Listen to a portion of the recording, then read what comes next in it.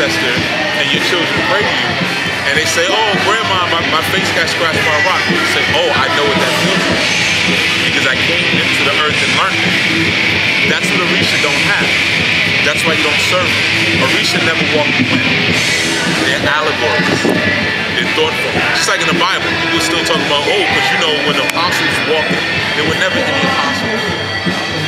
The easy way how you know that none of them were ever existed is there's no graves. You go to Egypt, you see tombs. You got tombs all over the place.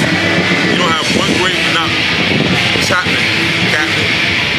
You don't have one grave of any apostle.